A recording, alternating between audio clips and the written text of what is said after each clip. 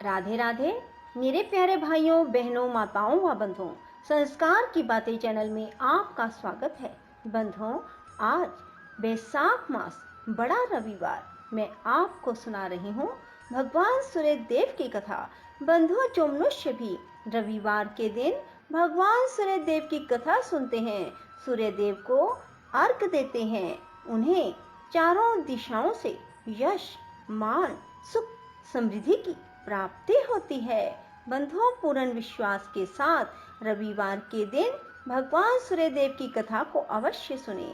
बंधुओं, यदि आपने YouTube चैनल संस्कार की बातें अब तक सब्सक्राइब नहीं किया तो जरूर करें और बेल आइकन दबाना ना भूलें, ताकि आपको हमारी आने वाली सभी वीडियोस की जानकारी सबसे पहले हो सके। बोलो सूर्य भगवान की जय हो। ब्रह्मा जी ने कहा, मनुष्य निष्कपट भाव से तिमिर हर भगवान भास्कर की आराधना करके सद्गति प्राप्त कर सकता है। जो व्यक्ति विषयों में आसक्त है और भगवान सूर्य में मन नहीं लगाता, ऐसा पाप करने वाला मनुष्य सद्गति कैसे प्राप्त कर सकेगा।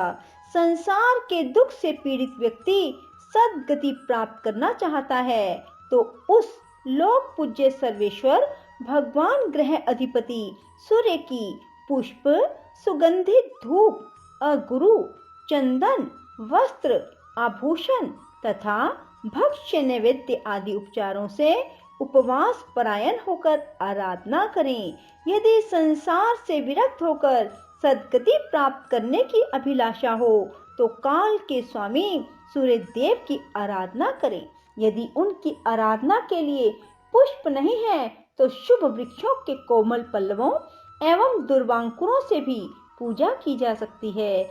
अपनी सामर्थ्य के अनुसार पुष्प, पत्र, जल और धूप से भक्ति भाव पूर्वक भगवान भास्कर की पूजा कर वह अतुलनीय संतुष्टि प्राप्त कर सकता है।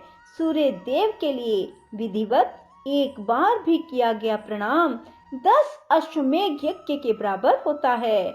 10 अश्वमेघ यज्ञ को करने वाला मनुष्य बार बार जन्म लेता है, किंतु सूर्य देव को प्रणाम करने वाला पुनः संसार में जन्म नहीं लेता। इस प्रकार भक्ति पूर्वक जिसके द्वारा विधि विधान से भगवान सूर्य की उपासना की जाती है, वह उत्तम गति प्राप्त करता है। उन्हीं की आराधना करके मैंने संसार पूज्य इस ब्रह्मत्व को प्राप्त किया है। आपने भी पहले उन्हीं सूर्य देव से अपनी अभिष्ट इच्छाओं को प्राप्त किया। भगवान शंकर भी उन्हीं की आराधना से ब्रह्म हत्या से मुक्त हुए। भगवान दिवाकर की आराधना से किन्हीं मनुष्यों ने देवत्व, किन्हीं ने गंधर्व और किन्हीं ने विद्याधरत्व प्राप्त किया है। लेख नामक इंद्र ने 100 यज्ञों द्वारा इन्हीं भगवान सूर्य की आराधना करके इंद्रत्व प्राप्त किया। इसलिए भगवान सूर्य के अतिरिक्त अन्य कोई देव पूजनीय नहीं है।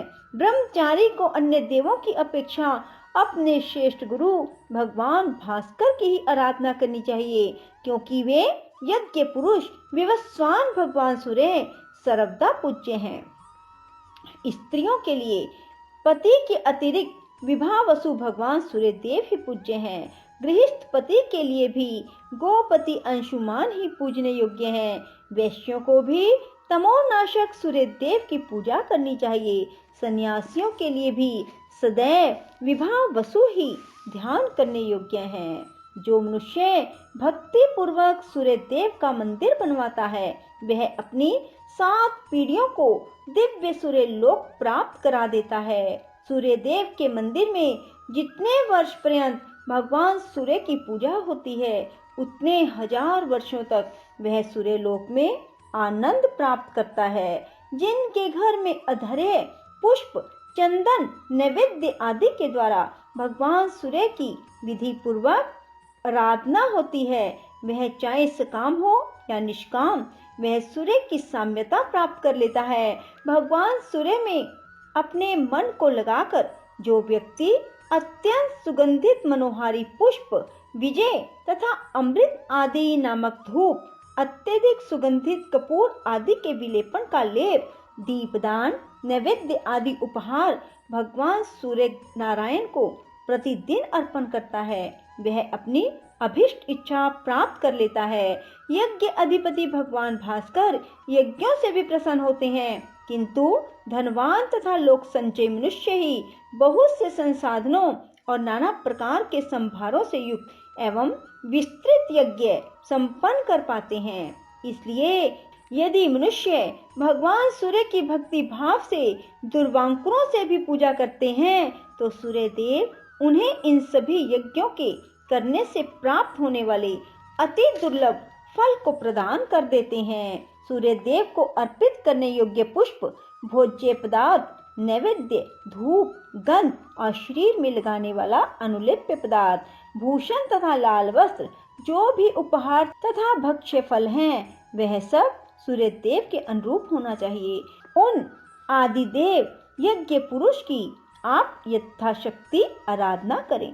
भगवान सूर्य के मंदिर में जो चित्रभानु भगवान दिवाकर को तीर्थ के पवित्र जल, गंध, मधु, घृत और दूध से स्नान कराता है, वह स्वर्ग लोक के समान मधुर दूध दही से संपन्न हो जाता है अथवा शाश्वत शांति को प्राप्त कर लेता है।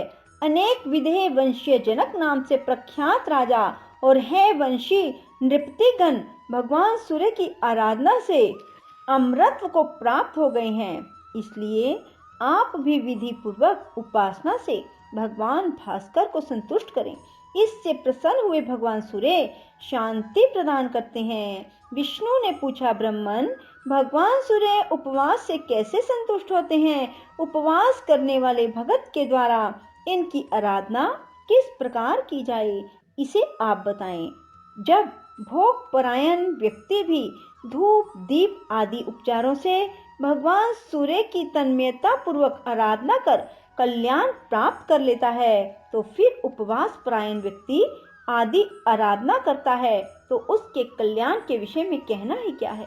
पापों से दूर रहना, सद्गुणों का आचरण करना, संपूर्ण भोगों से विरत रहना उपवास कहलाता है। जो उपवास परायण पुरुष भक्ति भाव से 1 रात, 2 रात अथवा 3 रात भगवान सूर्य का ध्यान करता है, उनके नाम का जप करता है, उनके उद्देश्य से ही संपूर्ण कार्य करता है, तो उन्हीं में अपना मन लगाए हुए है, ऐसा अनासक्त पुरुष भगवान सूर्य की पूजा कर उस परम ब्रह्म को प्राप्त कर लेता है। जो मनुष्य किसी कामनावश अपने मन को भगवान सूर्य में लगाकर ध्यान पूर्वक उनकी उपासना करता है, वह वृषभध्वज भगवान सूर्य के प्रसन्न होने पर उस उद्देश्य को प्राप्त कर लेता है।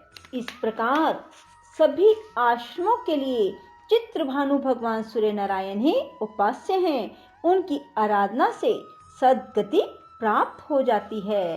बोलो सूर्य भगवान की जय हो। राधे राधे, जय श्री कृष्णा। बंधुओं, यदि आपको हमारी वीडियो पसंद आए तो इसे लाइक करें और शेयर भी जरूर करें। धन्यवाद।